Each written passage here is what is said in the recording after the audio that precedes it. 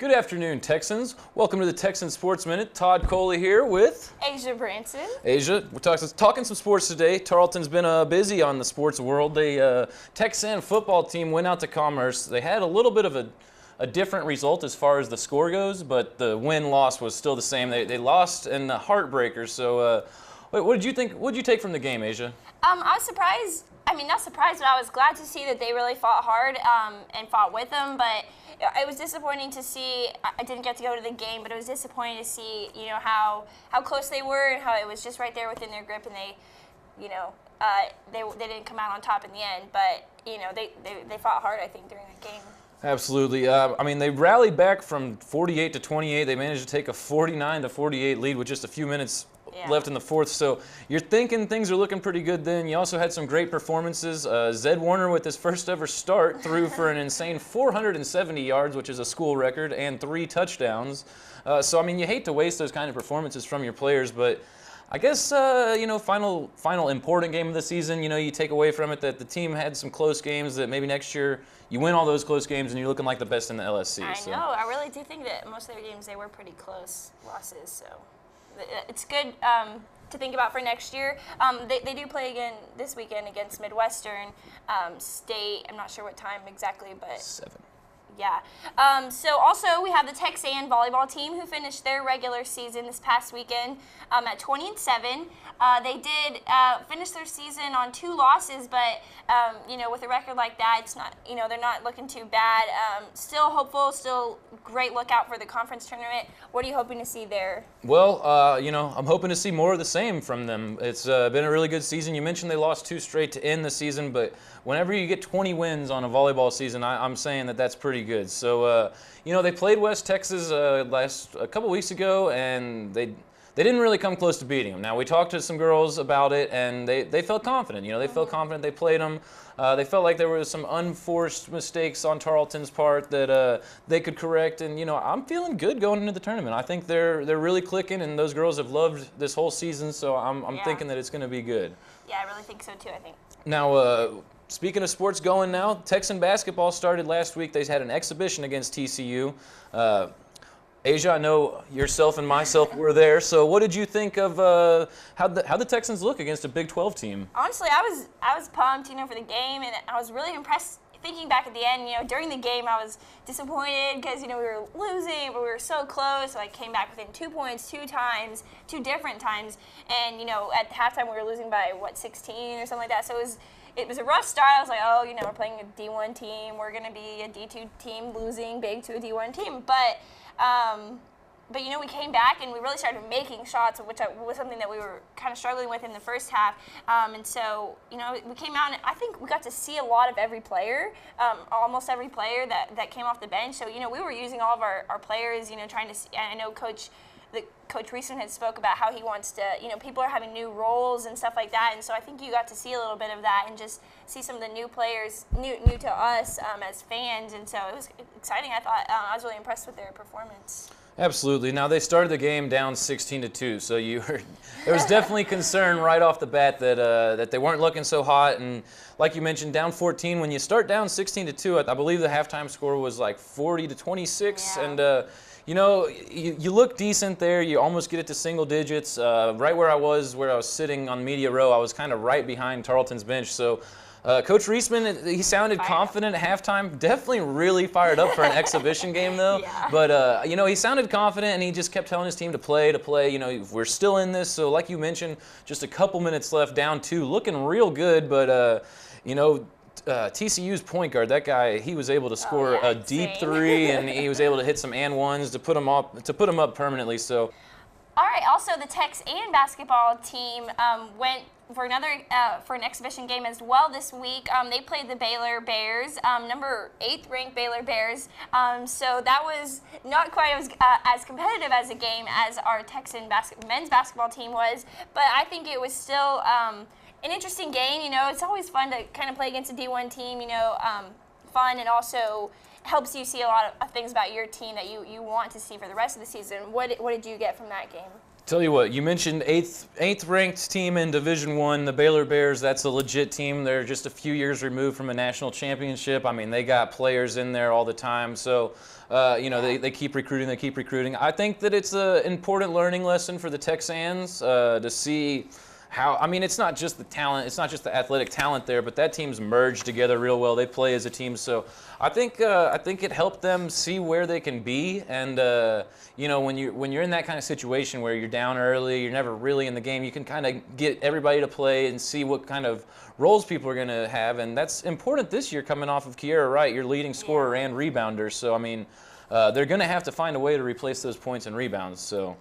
Yeah, speaking of players on the Texan basketball team, we did have an interview with Ikpeaku Iwobi and Karli Morse, and we'll cut to that right now. So talk a little bit about, you've seen, now there hasn't been much coaching changes in the past few years, but since you've gotten here, now that you're on your second coach, explain a little bit about the changes that took place during the summer as far as coaching goes. I think that between Coach Wilson and Coach Hearn, the intensity level picked up a lot, and practices are a lot shorter, but a lot more intense. Yeah. Okay. Now, Karli, you, like I mentioned, a senior, so you played with one of the best Texan players ever, Kiera Wright. So yes. How is it that you guys plan on accounting for some of her points and rebounds now that she's no longer a Texan? When Kiera was on the team, we looked to Kiera for everything. She averaged a double-double almost every single game, and she was the leader on the court. And so now I think it's more diverse. We look for everyone to score, for everyone to get a couple extra points to make up for her double-doubles. But I think that the posts, Pac, Bree, and I will have to really step up in that position, and even Brooklyn as a freshman coming in. So. Baylor, ninth ranked, 8th ranked nationally. So that's a Division I school that, they just a few years removed from a national championship. How was it playing against those girls down there? It was an experience for sure. We saw so many good things that maybe the score didn't reveal, but if y'all watched the game or you were there at the game, you could see that we had wide open shots. I think we shot 21%, which never happened again, but we had wide open looks. It was just in and out. And we're not going to play against girls who are 6'5", over 200 pounds very often. So it was a good experience and a good, I think, lesson for our team just to learn how far we can go. How did you feel about that Baylor game? She mentioned some 6'5", 200-pound girls. That feels like it'd really be pushing you around down there. So how was it for you as a younger player? I think we needed that, all honesty. It was like an eye-opener in some ways. And the NFL season is it's still strong and going on. So 10 games deep now for some teams that had a bye. Cowboys are now 7-3. Is that right? 8-3. 7-3. No, 7-3. I'm trying to give them extra wins here just because I'm a Cowboys fan. But did you watch any of the game from London, Azia? I did watch quite a bit of that game actually, because living here in Texas, you get Cowboys games all the way through, no matter what the score, no matter where they're at. That's true. I was a little not as excited at the end of the game that they were still showing that game when there were some other games that were really close, overtime, the Saints game.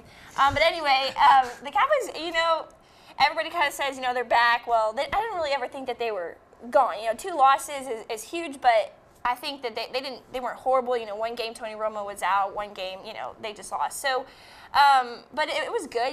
Tony Romo, he's back in, and I don't think he was 100%. I wouldn't say, but they played great. They beat the Jaguars as I thought they would beat the Jaguars. What did you think about it? I thought you should definitely beat the Jaguars. Everybody should beat the Jaguars. So that was good. It was great to see the team come out early and put some points up quick. Des Bryant with a monster first half had like 158 yards. Romo had 3 touchdowns. Yeah. DeMarco Murray still ran the ball well. You even had Randall running like he stole something, which that's what he's used to now, let's face it. And, it was a good win, a much-needed win, especially when you have on Monday night, the Eagles blowing out the Panthers. Wow. So they've kept their division lead, even with Nick Foles out with a collarbone for potentially the rest of the season. So that Thanksgiving Day matchup between the boys and Eagles looking like it's going to be quite the game. So. Yeah, that would be an interesting game. You always like to see interesting games on Thanksgiving. Absolutely. So in the NBA, we have Dirk Nowitzki moving up to the 9th all-time scorer in basketball, and then also overall the leading scorer in foreign players. So I know you're a huge Mavs fan and a huge Dirk fan. So what did you like to see with that, and were you surprised? Never surprised when Dirk scores a bunch of points. That's what he does. He's the big German. He's the model of consistency. Even in his injured years, he's still almost put up 20. So, the only thing that's holding Dirk back from being a close to 25 plus points per game player is the fact that he's got people surrounding him now, so he doesn't need to do that. So, from the looks of it, Dirk's gonna play for a while. He's got a good chance at breaking the top 5 of the scoring, so that's going to be interesting. As a Mavs fan, I was a little worried when the Kings started the game off 24-4, but they're the Kings. Even though they're a little better this year, you still kind of have that feeling in the back of your mind. You're like, it's just Sacramento. So the Mavs were able to come back, and they were able to win pretty convincingly in the second half. They were able to put something together and come out of there with a win. Come out of there, everybody happy. Dirk's happy. So Mavs are now 3 losses on the season. So I think they're looking real good. I'm real excited about it. That's good. Yeah, I was excited too. I was looking at the rankings of